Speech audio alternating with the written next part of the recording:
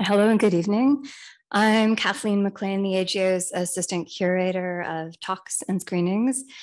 Thank you for joining us in person in real life after what felt like an eternity of Zooms. It's really nice to see you here in Jackman Hall for today's talk, Gathering Color, Anong Beam. Toronto and the land the AGO is on is Mississauga-Anishinaabe territory, Mississauga. It's also governed by a treaty between the Mississaugas of the Credit and the Canadian government and has been occupied by other Anishinaabe and the Haudenosaunee and the Wendat confederacies. Today's talk is the first of 3 programs that the AGO is presenting this week in partnership with AIC 2022 Sensing Color, the midterm meeting of the International Color Organization, AIC, organized by the Color Research Society of Canada. So just a quick poll for my own interest. How many of you are part of that conference? Can you raise your hands? Okay, that's like a good representative sampling. We're grateful for the opportunity to, of course, host Anong in person and also for a chance to support the work of the conference, studying color as an influential shaper of human experience. So you might have noticed on our pre-show slideshow that we're presenting 2 programs with Angelica Das. One is on Thursday, June 16th at 1 o'clock. It's on Zoom. The other is a program oriented for kids, families, teachers on Saturday, also 1 o'clock on Zoom. You can find information about those 2 programs on our website. We're going to save some time for audience questions towards the end of the talk, and we are recording and live streaming tonight's presentation. It'll be available on ago.ca in about a week. So I'd like to invite conference co-chairs Robin Kingsborough and Doreen Balabanoff to share a few words about Sensing Color, the conference.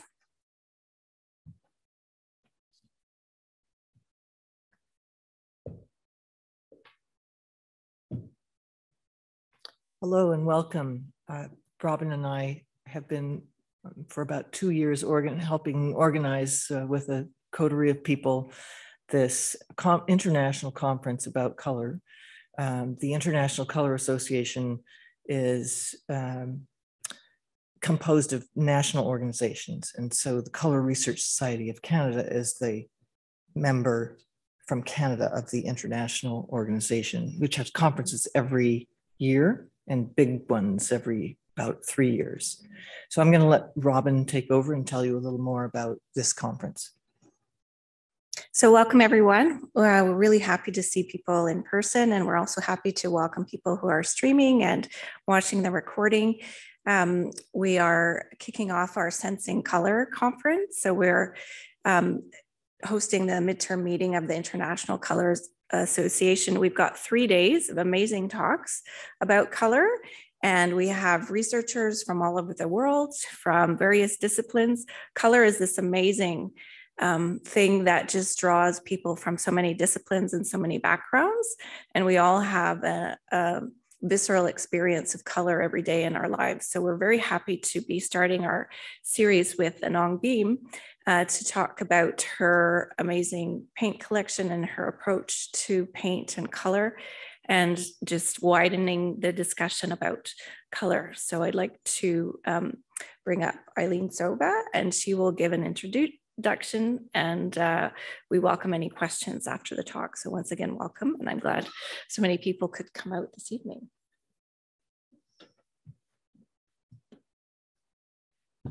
Okay, I also wanted to thank the team at the AGO for welcoming us and hosting us. So Kathleen and Zavette, thank you for all your organizing and co-hosting this wonderful event. It's such an important and impactful way to open Sensing Color with the work of color researcher and pigment creator, Anong Beam. As someone who took up watercolor during COVID and uses Anong's fantastic palettes, I have to say I'm a huge fan, and I've been so looking forward to hearing this talk. I especially want to know how Anong created the sumptuous gold and copper pigments in her palettes. As a formal introduction, Anong is a painter from Shiging First Nation on Manitoulin Island and is inspired by the physical history of place, the natural landscape, and the relationship between water and memory. Anong was born to artist parents, Carl Beam and Ann Beam, who encouraged her to develop as an artist. She was raised with a meaningful connection to both her artistic familial roots and rich ancestral heritage. Beam's large format oil paintings incorporate a multitude of image making approaches, including photo transfer, printmaking, and collage. Please give a warm welcome to Anong Migwans Beam.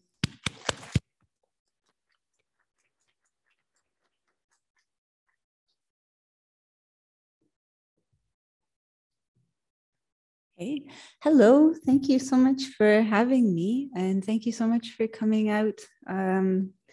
I know it's an interesting time to go out to an in-person event, so I appreciate you being here. So I wasn't talking to an empty room, and all the people online, thank you for watching this. Yeah, this for me, my history of color is something that begins so early. I can't really remember learning about it.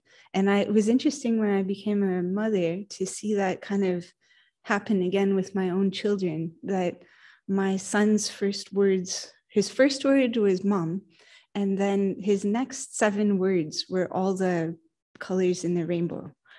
And it was really kind of showed me how fortunate I was to have the kind of upbringing that I did. And that's what we see in this first slide. This is me on the left eating celery, and I'm looking at a bowl that my mom and dad made. That's my dad, Carl Beam, in the middle, and that's our blue station wagon. So you can see him, he was really interested in traditional pigment making, which is a part of his practice that doesn't get as much airtime as his contemporary work, because he did a lot of boundary pushing contemporary work in painting. He was the first Indigenous artist to be collected as contemporary art by the National Gallery of Canada in 1986. So I was always really proud of him. He's my favorite artist still. I really love to see his work, and it's still boundary pushing. But aside from that, he had a deep interest in pigments and art in general. And he taught me how to be a collector. So a collector of art, to appreciate other artists' art, to appreciate the history of art from all backgrounds and communities. I think is something that we live in an amazing time now with the internet and the connectivity of all things. But in those early days, the only way to really have contact with other cultures and their approaches was to go and visit them directly, or to go to amazing places like the ROM or AGO and see art and cultural artifacts in person. So on that central image, and then to introduce my mom, Ann Beam, I think she probably always wanted to be here at the AGO, and I'm glad to bring her here, at least in spirit. So that station wagon was really how we traveled around an awful lot. I was homeschooled by my parents, and they toted me everywhere. And a lot of that had to do with their interests of pigment. So we went to paint pots in BC, to museums that had collections of Indigenous ceramics, which back in the 80s was really hard to find. And actually, Indigenous ceramics specific to the Anishinaabeg people, which is our particular group on Manitoulin, we were told that there was no ceramic material history or pigment gathering history for our people outside of pictographs at the time. But really what had happened is that archaeological sites had been so collected and everything shipped down south and stored at different museological sites, that the work wasn't really considered, it wasn't of interest at the time, and it was filed away and kind of lost. So there was people who were working in traditional pigment on Manitoulin and ceramics that were kind of told, you're not really doing something traditional. That's really how important it is when you're an academic to share your research and not just to squirrel it away in a in a vault or, in holdings, because the history of the people has to be shared with the living descendants of the people. So I'm really happy to see the Gardner Museum doing interesting work with that now. And they're sharing some ceramic pieces from Manitoulin. So this image here is my dad pulling ceramics out of a fire and Olsen fast fire kiln. So he showed me how to collect rocks, which ones you could find, and how to process them into clay and pigment. This is a bit more of us around when I was small. And this is him with his etching press and one of his paintings that I think is here in the AGO called Time Dissolve. The central image relates to many years later, after my father had passed away and I wanted to continue working. This is one of the first paint-related items that I made. And it was a non-toxic artist's oil painting medium. A lot of the beginning of making paint was because I really enjoyed oil painting. And I wanted to keep painting as an expectant mom, as I have 2 sons. And I didn't want to use anything that was solvent-based. So I started developing things based on hemp oil. This is kind of a bit of just a slide to say, I really love art. So if I'm not making it or helping people make it, I like to collect it. And these are some of the paintings I'm really lucky to have from artists that I have a lithograph from Larry Rivers, beautiful Riopel, and Brad Phillips. So to see how artists, contemporary artists, past artists, how they all approach and use color has been really part of my constant falling in love with painting. And these are pictures from before I started the paint company, and kind of this in-between point in my life. I didn't really know what I was doing. And I had the opportunity to travel to printing workshops. And I helped facilitate monoprinting workshops in Asia, in China. And when I was there, I got to work with all of these different artists, maybe 35 different artists from all over the world, and also mainland China, which was such a broadening experience because there was so much enthusiasm for art there. It was respected so deeply as a profession. I don't want to say more so than it is here, but in a very different way, that it's considered a profession like becoming a lawyer, or there's just a different level.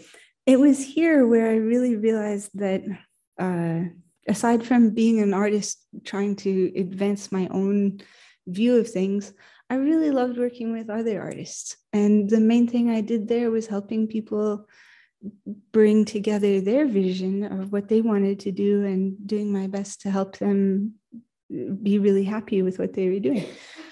So that was me kind of doing things like that. We did the monoprints on glass. It's a technique that Degas did. Then I come back to Manitoulin, and at this point, my father passed away in 2005. I really missed him very terribly. And being that he was such a strong part of my life and my education, when I came back, I had my 2 sons, and kind of a colossal disaster of a life that really fell apart in like a spectacular way. And without placing blame on people, I just ended up that it was me and 2 kids living on my mom's couch. And I remember looking around at everything at the time and thinking, well, what am I going to do? And with all that weight lifted off of me and all of the stress and difficult things gone, and the only thing that was really left to focus on was my family and paint and my kids. So I really went back to things I did when I was young, and that was going out looking for rocks and making paint and exploring all of that. This time I was doing it as an adult with my kids of my own.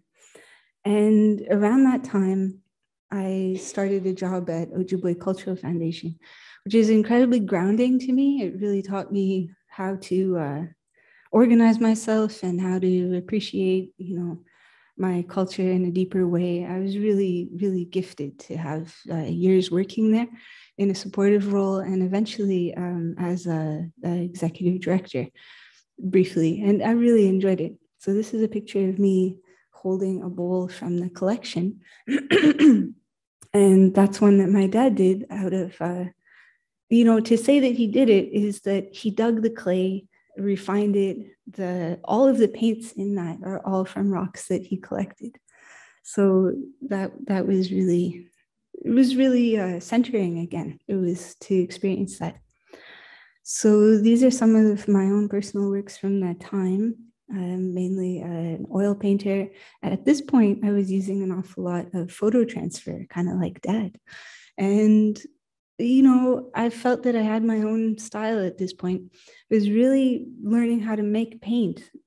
Really pushed me around this corner because I really don't use photo transfer anymore, because at first it was hard to adjust to knowing that as a paint maker now, there's no excuse for using the wrong color. And every color choice took on so much more meaning because, well, why did you use that particular one? You could have, made any or used any hue. So this is one of my more recent paintings. It's called a Mennonite Barn or Returning Home. So in this one, I'm in full oil painting mode. There's no photographs anywhere because it's just too much fun to keep trying out different things and different colors. And what I found when I came back to painting after developing the business and learning about making paint is that my first paintings were just really riotous with like a lot of color.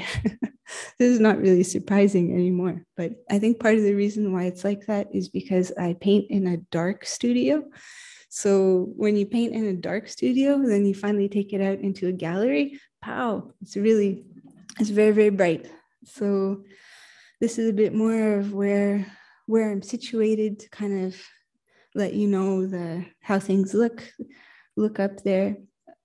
I don't know if I can, and these are some glamour shots of what I see when I'm kind of out collecting. And collecting really means that I try to base a lot of my colors in the traditional pigment understanding that I had from my dad. That being said, I really also wanted to make amazing paint, the best paint. And the paint that we make currently is really a hybrid of European and Indigenous color traditions. I think that's what makes it really outstanding and unique. And that's that every color that we use, including synthetics, which I'll get to later, but synthetic and natural and the whole rigmarole there, is all based on natural stone and pigments. So even the wildest kind of blues or pinks, they're still in a stone base that's gathered and treated. So these are different things that are different pictures that were taken on the kind of adventures. This is a whole lake that just appeared somewhere that has all these trees in it, and this amazing cow that just appeared out of nowhere. These are some different buckets of rocks and paints and things on the go, different escarpments and clays. Let's see. And this is an ochre pit near the base of the Cup and Saucer where I live. And that's me. I think I'm out on an adventure with my boyfriend. He took that picture of me. I was happy to be out. And this is where he figures into this. So my life had fallen apart and rebuilt itself with the cultural center and with renewed work and falling in love with paint and color and artists. And being able to work at the OCF with other artists as a curator is also so strengthening and empowering and exciting to be able to be the person who shines a light on somebody and says, oh, look at this. This is so amazing. So in the middle of that, years go by. And then I meet my current partner, Dennis, and he has a sawmill forestry company. And we just have the best time. Our first date was at a quarry. I said, do you want to go to this quarry and look at rock dust with me? and he did. And we still really enjoy going to quarries.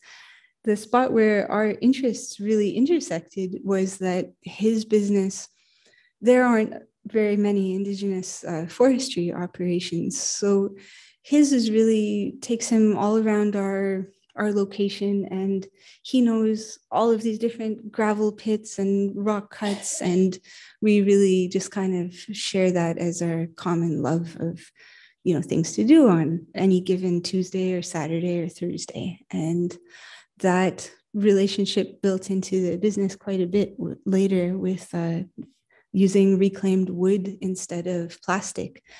And these are some of the different swatches of figuring out colors. And this is a picture of one of those quarries. And it's really neat. I'm going to click on this and it's going to play. These are baby frogs. And that's my kids with me.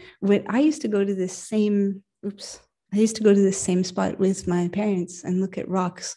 And my dad was mainly interested in them as a surface to take photo emulsion. But I returned later to collect rock dust and various things for making paint. So the strata of Manitoulin is really the subfloor of an inland ocean. And so the limestone is made out of all of these crushed shells and sea animals from this ancient inland sea, which is very incredible that it used to be at the bottom and now it's been pushed up to the top. And it's so old that there are no animal fossils there at all. It's just all sea creatures. It's pre-mammal. And that's pretty amazing. So that's one of the... This is a picture from an interesting, one of the other things about making paint is you don't make paint you make paint for artists, and then artists get in touch with you and you interact with artists. And this was the beginning of making bone black, which is a traditional pigment in a European tradition that was generally made out of carbonized cow bones. And I wanted to make it, and I had this idea for making it out of antler because I understood that it was carbonized bones would make bone black. So we went about collecting antler and different kinds of deer and animal bones to do our own bone black. And at the end of it, so this is one of the big moose horns because there's a lot of, we went to different boneyards and places like that. We have a lot of subsistence hunting on Manitoulin. A lot of people still really feed their families that way and go out hunting in groups and then use all of the animal. And at the end, you don't throw anything out in the garbage. At the very least of it, bones go to a spot where they can regenerate. They go down into the earth.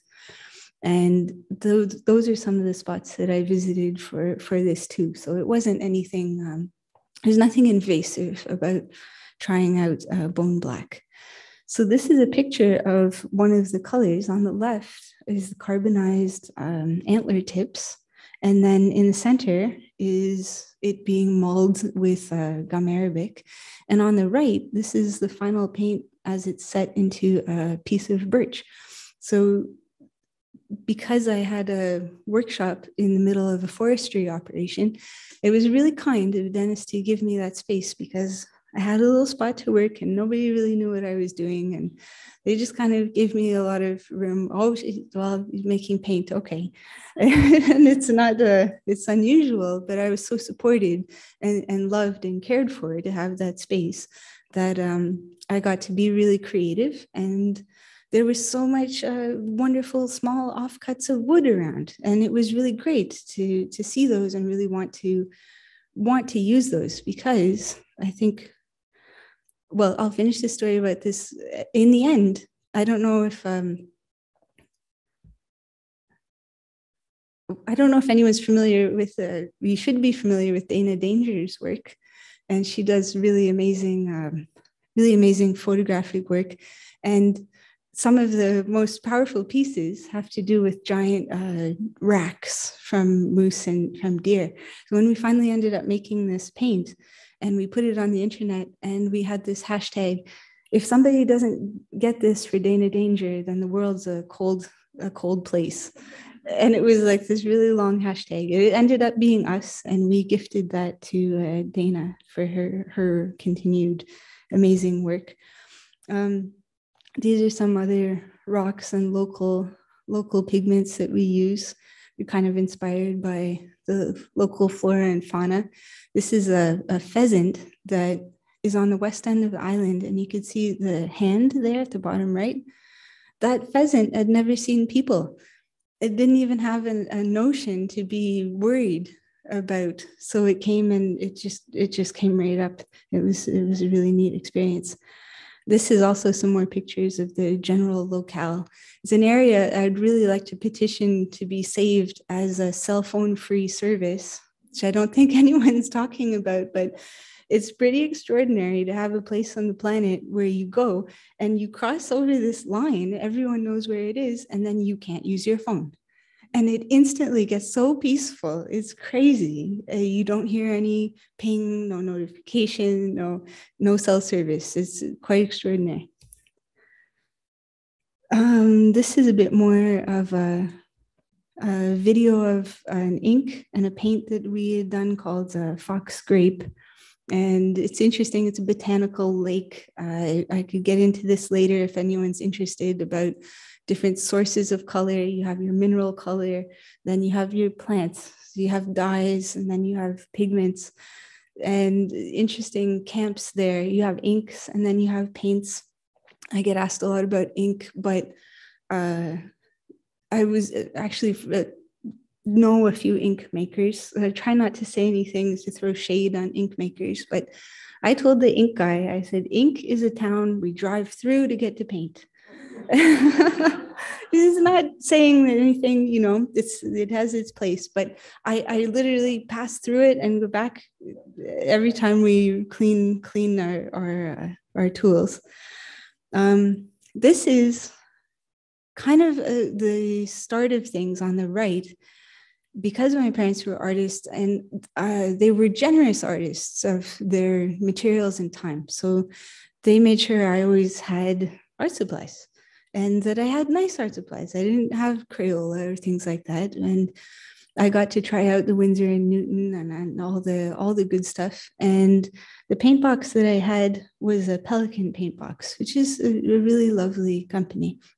And I remember this gold so much it was a double-decker paint box, and you could take the pans out and snap them in. And I remember painting so much with it. They were light, fast paints, which is unusual for children's, or I don't even know if it was children's grade, but they were light, fast. And that's something that if you're parents, you should think about, because if you're using children's art supplies and you get your beloved to make you a love note and you have it, I love you, Mom, and it's with children's grade art supplies, there's a good chance it's going to be faded away by the time they're in university.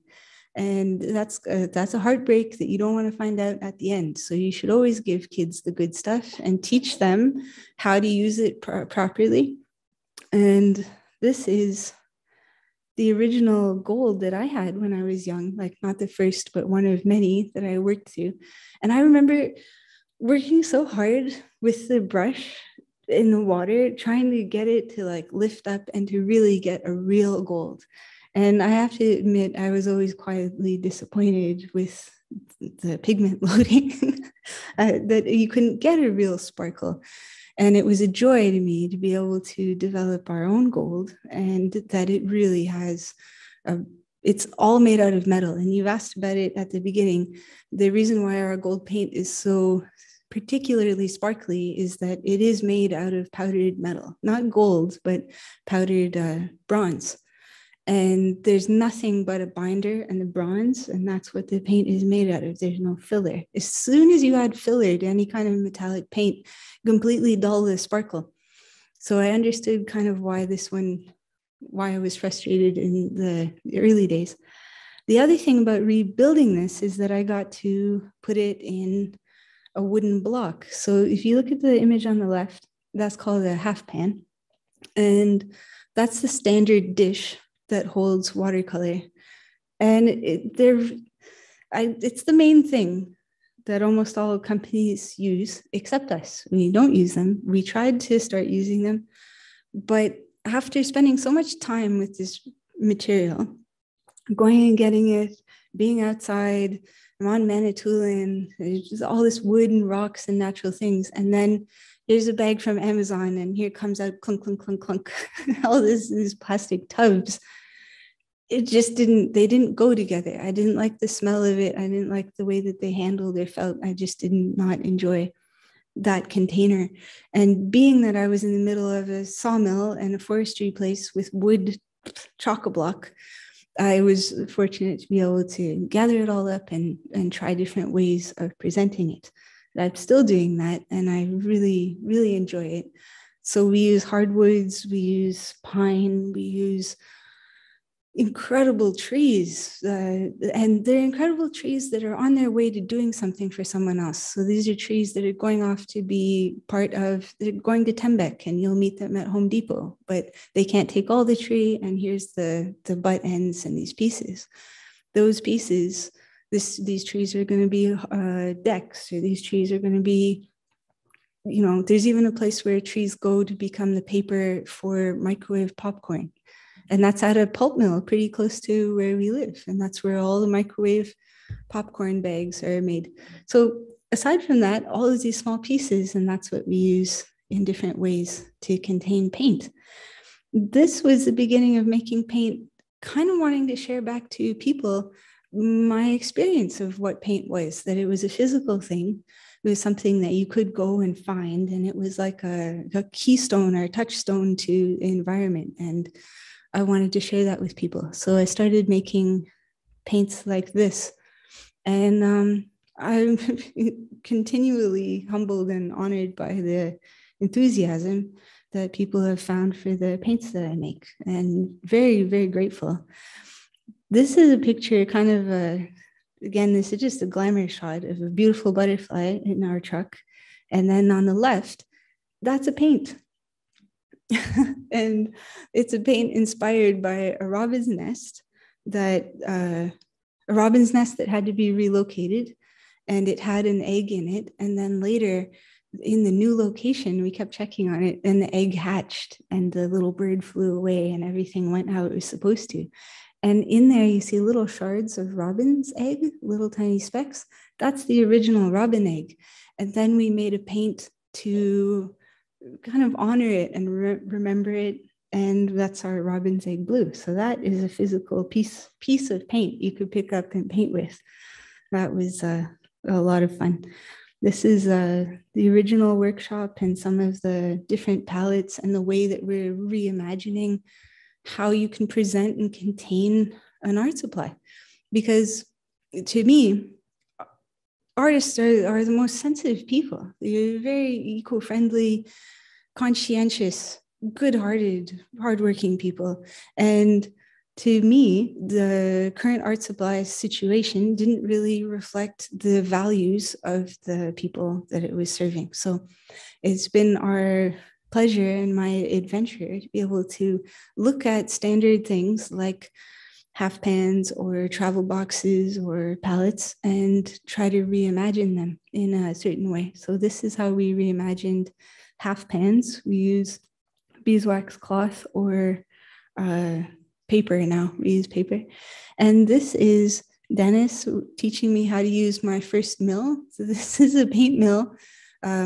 I never really mulled a lot of paint, and that's kind of taboo to say that in the handmade paint group.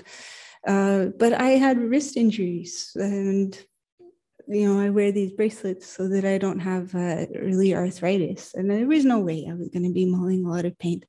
So I used a mill, a very small lab mill, to get a really good dispersion of pigments. Some pigments really need that. And this was something that they told me in the beginning. Somebody said, when you start making paint, oh, it's so interesting. They have such great personalities. And I remember thinking when I heard that, okay, they have personalities. I get it. It's all different colors. But it's so true. These pigments, they have personalities. They're so different from each other. Some have to be mulled and moved to expand and open out. The color grows out of that. And if you don't do that, you don't have the color. You have to coax it out. Other ones are just right there. They're just happy to meet you. Texturally, some of them are like butterscotch. They're stringy. There's even a word zixanthropic that means exactly that, like toffee. Some of them mix together like peanut butter. Some of them are poofy, like kind of like a meringue. And some of them, you even touch them and they're instantly airborne and just hang in the air for hours. So there's a lot of personality. This particular color is Prussian Blue. And it's one of those gorgeous colors that has to be mulled, and you can see it transforming as it's going through. It has to go through many, many times until it's completely blossomed into its full version of color. This is just a bit more of kind of the inspiration from the landscape of the summer sun and some of the textiles. This is an indigo and watercolor textile that we use to make different travel cases. So where we are now, growing how we employ different people in our community for sewing cases, and people who used to maybe do quilts and things like that, help out with that kind of work. Again, this is kind of more of that reimagining of things, which in a lot of ways is acknowledging how recent plastic is in our communities and in our cultures. This is very, very recent. We have so much more history as artists pre-plastic than we do with plastic. And for it to be such a ubiquitous everywhere thing is something that we don't have to take for granted. We can think of other ways. And one of those ways was looking at Turner, who's an amazing British watercolorist. And I had the luck to see a picture of his palette, which was pre-plastic, and it was like a leather wallet that you could open and close, and it had pieces of paint in it. So this was a study almost for a reimagined Turner watercolor set that we did with Martha May Andersonville in Chicago. We're about to do a redo of. This is me with the beehives. That's something that we do a bit of, and it's been an extraordinary learning experience to kind of get confident with that. We use honey. We've actually transitioned out of it more, kind of in respect to the bees, because becoming a beekeeper, I really understood at that point what it actually takes to get that much honey. And if honey used in art for us was going to be sustainable. And we started using maple syrup because our studios are right in the middle of a 30-acre sugar bush. So we tap about 400 trees in the spring, and lots of family members and different people working and doing that. And we use that in our paint as well. So in doing that, we ended up inadvertently kind of becoming vegan. We don't promote it that way, but it turned out that way. For quite a lot of our paints are vegan at this point. This was a little bit more of different paints and working with different artists. This was a color that Kim Dorland had commissioned called Hemoglobin. Very cool name. He came up with the name. And then on the left, this is copper ink for Tanya Lucan Linkletter, and for a performance she did at SF MoMA. That's me just showing her what the ink looked like. And this was amazing to make that, because she wanted copper because of its importance to our community as Nishnawbek people. And when I made that ink, you put it on my hand, and when the sun hit my hand, my whole hand got incredibly hot because the solar power was the heat of the sun went through as it does in copper wire, but all over my hand. I had never kind of expected that it would have that physiological effect. It made sense after the fact, but it was really exciting. These are 2 palettes I did inspired by Agnes Martin and Georgia O'Keeffe. That's been another thing that I really enjoy, being able to be inspired by other artists and kind of share with. This is like an homage to Mary Pratt on the left with her fish heads in the sink. Those are smelts, and this is some of our gold paint. I did kind of more things like what we make. I think that's the last slide. Pictures. Yep, that's it. Yeah.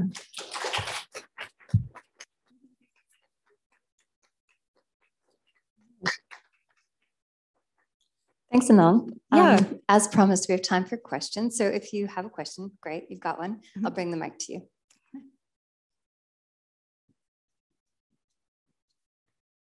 Yeah, maybe just before, I didn't mean to end so abruptly. I'd also like to say that I want to thank our amazing team. It's not me.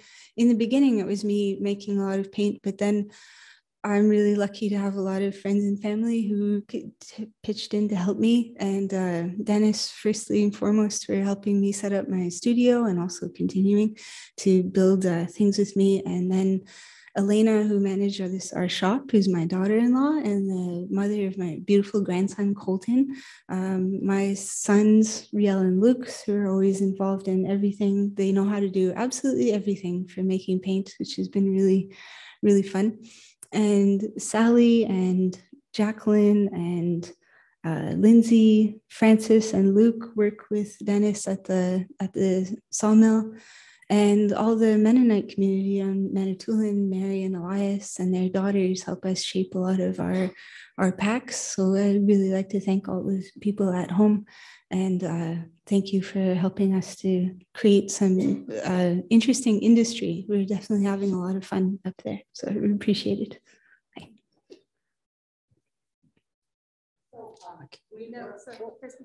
Yeah. Thank you for the talk. It was very interesting. My question is, do you have a favorite color? Oh, oh my gosh, that's so hard. My dad used to say that people would ask him that too, and he said, "No, I'm an artist. I can't afford to have a favorite color." But I really, really like pink and green quite an awful lot. Those two, and it changes a lot because I have colors that I like making, certain ones that are really fun to make, and then other ones that I love to paint with and use. I've always been a real fan of Prussian Blue, partially for the color is just really, really amazing. The things that it can do and the feeling that it has, but also the genesis of that color. It was the world's first synthetic color, and it's this. I'm glad you asked this because I'll do this really, really quickly.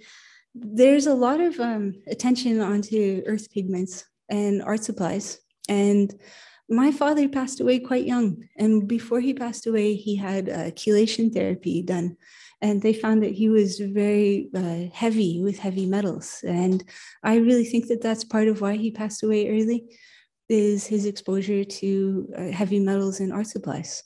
Also heavy metals in his diet, because we live in the north and eat a lot of fish, and there's heavy metals in too much if you eat too much fish. But he did use cadmiums, and he did use paints that have heavy metals. So I think that there's a lot of artists currently who are very, very cognizant of the earth, and they want to use natural pigments a lot. And in the pigment world, natural pigments from stones are really prevalent with heavy metals, like cobalt makes beautiful cobalt blue, cadmium red, heavy metal. So you have to be very sensible about if you do choose to use those materials. Yeah, so the Prussian Blue, I really like. The world's first synthetic, totally invented by accident. And it's the cure for heavy metal poisoning. How bizarre is that? And to this day, if you go to emerge with heavy metal poisoning, the treatment is Prussian Blue. And I was in the ER with my son for a low-grade reason, like a cut on the toe. But there was a thing, I saw it there. It's Prussian Blue, and it's for, get the Prussian Blue. They ate lead or something like that. So that's one of my favorite colors. Thank you so much. That's really cool. Mm-hmm.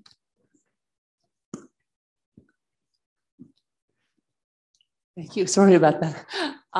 Do you have a location that people can visit on Manitoulin? We're kind of working on that for a lot of the past couple of years with the pandemic. Everybody was working in small zones. So we really grew by allowing everyone to work off-site wherever they were comfortable. And that kind of meant that we didn't have like one localized shop. So we have 2 workshops on our hometown street there. And we have 2 stores on the island that we sell paint through, but we are going to develop a place where people can visit. And we also want to have a spot set up where people could make a paint and kind of take it with them, because it's a really enjoyable process and we want to share it with you. Thank you. Mm-hmm. How long does it take to make paint, like any particular color? Let's say, I'm sure that it varies from color to color, but typically. Yeah, well, it's such a multi-stage process because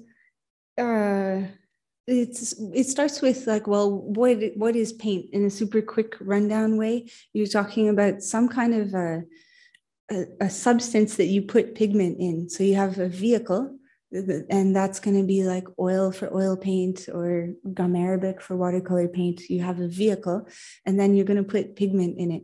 So if you're making watercolor, you have to prepare the vehicle and you have to make your base. And gum arabic is, I like rushing things, but you can't rush it at all. And I've tried so many ways, and it's finally years ago, I just gave up on rushing it, that no, you just have to do it days ahead of time because it takes days to normalize. And actually Heather from Articulations, who's in our audience today, she was just visiting our shop and I showed her my vat of gum arabic. And it's so bizarre as it goes through its like transition. It starts out as these crystals, and then you have to put it with hot water and everything else that goes in there. And then the crystals themselves, it's a powdered gum from an acacia tree. They have to bloom.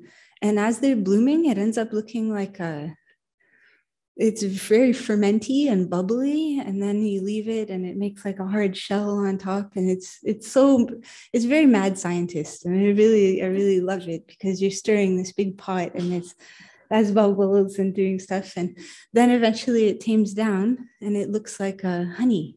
And when it's at that honey stage, it's settled and formed itself, and then we mix in different pigments.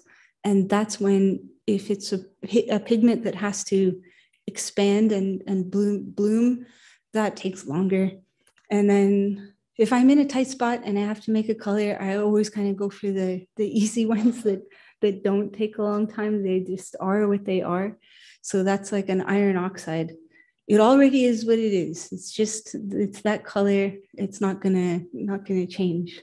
And then if it's gonna take a long time, that would be quinacridone red, quinacridone magenta, like quinacridone colors, and also Prussian and phthalo. Those colors all have to take quite a long time. Thank you. Yeah. Thank you. I very much enjoyed your talk. I'm curious, how do you carbonize the antlers? Is it by a kiln or a bonfire? Well, this is kind of funny because I had a visit from Jason Logan, who's the ink man of Toronto Ink Company, and he's extraordinary. That's why I have to watch what I say about ink, because he's a great ink maker, and I don't want to insult him. he came up to visit, and we had a lot of great conversations about all of these things. And he was talking to me about how to make grapevine charcoal. And so after, I had never made it before, and he explained how to do it. So I went to the hardware store. This is why it's good that I live where I live and everybody kind of knows me. And that I said before, oh yeah, what's she doing? I don't know. She's making paint. And they just kind of like let me do whatever because it doesn't make sense. And I went into the hardware store because you have to burn the object in the absence of oxygen. So that means you need to make an airtight container, put it inside, and then burn the container. So then it heats, but there's no oxygen, so it can't flame, which means it carbonizes. And so I had to make an airtight container. We heat our studios with wood-fired boilers because it was a sawmill. So there was a lot of tree ends are all going in there, and all the scrap is being burned to heat the workshops. And I went to the hardware store and I got a pipe. And then I'm looking for the cap to go on the end. I have one cap, and I asked the guy there, can you help me find another cap? I need another cap for this. And I'm holding it there and I'm showing him what I'm doing. And he looks at me and he says, why are you making a pipe bomb? And I looked at her like, oh, it's okay. I'm making paint. Okay. And he sold me both the caps. So that's what we do is an Altoid tin works as well if you have, but you can't fit much antler in an Altoid tin. But if you're at a campfire in the summer, you could try it, put grapevines in an Altoid tin, throw it into a fire and let it heat for 15, 20 minutes. And when you pull it out, there'll be grapevine charcoal inside. Yeah. Did you have a question over here? Is fading something that you deal with, or do pigments have their own response to light and they are what they are? It's not something I deal with because I don't use pigments that fade, but it is something to be aware of. And that's something that I have to deal with quite a lot because I am Indigenous. So there's a lot of times when people think I'm just making whatever out of, what grew under my porch. And that's not true. I'm quite discerning and picky about what we use. And we only use pigments that have been certified on blue wool scale for light fastness. So it is something that you need to be aware of as an artist. And you also have to know who's making paints with that in mind. And that being said, I have made a couple that on purpose that were not light fast. And one was in memory of my mother, partially because she's in long-term care with Alzheimer's. And I made her favorite color is a fugitive color. And I thought, considering the ephemeralness of life and kind of her state and memory, it was kind of poetic that it wasn't going to last. And I made it out of the roots from the rose madder, the red madder plant. I'm getting that kind of, and it was set in alcohol, and the alcohol pulls the color out of the root. And this was the most incredible ink because when you painted it down on paper, the madder root and the alcohol absorbed in oxygen and it painted on yellow. And as it oxidized, it blushed in front of your eyes into this beautiful color. That's why rose madder genuine is, even though it's an ephemeral ink, it's fugitive and it won't last centuries. It has a very special place because the color is just unlike any other mineral color. Mineral color couldn't breathe like that. And so I think, considering the prevalence of documentation and cameras, I think if you make an ink or a paint that is that way, you just have to tell people this is what this is and why. But by and large, every paint that we do is light fast. The other thing too is we are one of the only small manufacturers to belong to Art and Creative Materials Institute. And when you look at a paint, And you see there's a seal on there, conforms to ASTM D4236. That's us. And that means that we paid for a third-party toxicologist to test all of our stuff. And that means all the stuff, the rocks that I gather up on Manitoulin, the paints that I buy from other paint makers and pigment makers, it all goes blind labeled to a toxicologist department at Duke University and Cambridge Materials Testing. They test it all for metal, and we actually exceed the recommendations for safety by Health Canada 3 times better at Beam paints. So thank you. Thank you.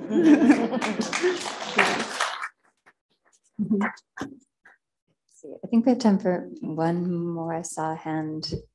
Okay, let's do 2 more. And then bounce back and forth. Sorry. Well, I just wondered if there was any color that you haven't been able to capture. Oh, there's a lot, yeah. I haven't made sap green is really, really hard to make. A really transparent, beautiful sap green. I haven't been able to do that. It's on my wish list. All of my earth colors, like really good browns. This is kind of why the ACMI certification is worth mentioning, because there's a lot of pigments that I've wanted to use, that I've bought, and I've batched up paints, and I've sent them off to be third-party tested, and they've come back that there's lead in them. And that's from companies that make earth pigments. They're so natural. They are, but people have to understand that nature, the power of nature, you can't assume because something comes from the earth that it's going to be benign. It's very powerful and has to be respected. So that's the other thing that kind of informs our paint making process, that we take that time, test things out and make something. And sometimes you get that, and it just means you have to go back and start sourcing different sources. And then companies come and go. The pandemic has been odd for things like that. But yeah, lots of different sap greens and browns are on our wish list for sure.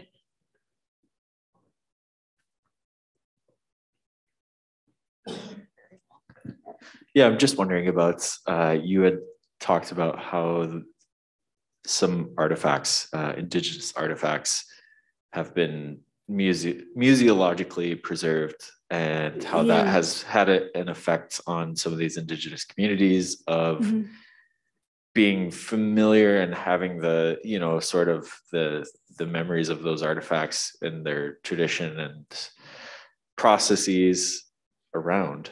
And I'm just wondering, like, is that something you're seeing more museums sort of returning artifacts to? Like, are you aware much of that happening? Actually, that's I was really involved in this a lot. I spoke with a writer for the Walrus about an article on repatriation. It really gets to the heart of funding museums and cultural centers in Canada, because you can't start at the end and say, oh, we have to repatriate all these to their communities, because our communities don't have core funded art institutions. So if you don't have an art institution, you can't house an artifact in its proper temperature controlled environment. So we have to start with funding Indigenous art organizations equitably, even though they are remote and serve smaller locations. So there needs to be something like that. I think just in general, art institutions, including the AGO, need to be funded more, because I've heard rumors about how much they get to do this and that. And I was a member of the Ontario OAG, the Ontario Art Galleries Association. And I've been active in the museum realm for a moment before I started my company. And I think that definitely public arts needs more space and more support.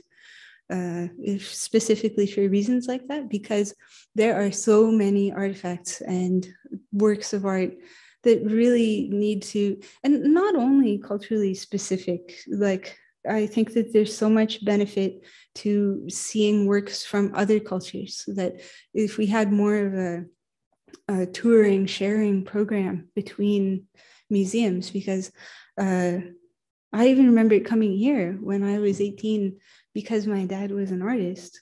He was driving me to art school to my first year in Boston. I went to School of Museum of Fine Arts first. And he stopped here on the way to see the show that was up. And it was there was a pop art show of Prince here. And we saw Robert Rauschenberg's Booster, which is just like it was almost like, for him, it was almost like taking me to church and like being baptized. Like, okay, you're starting on this journey. It was very, very heavy and like important, like a spiritual calling. And it was important to come here. It was very church-like. And I think those experiences need to be, there's so many people who can't travel all the way here, especially youth, and for them to be able to experience real art in person and not just on a digital screen would be great. Mm-hmm. All right, thank you, Anong, for sharing your work with us. I also just want to mention for folks in the audience who don't know, there's a beautiful room on the second floor of the gallery of Carl Beam's paintings that was recently installed that is absolutely worth checking out. Mm-hmm. But yeah, thank you for sharing all of this information about your own work and the paints. You can buy them at Articulations in Toronto. You can get them at Shop AGO, anywhere fine paint is sold. But please, everyone, join me in thanking Anong.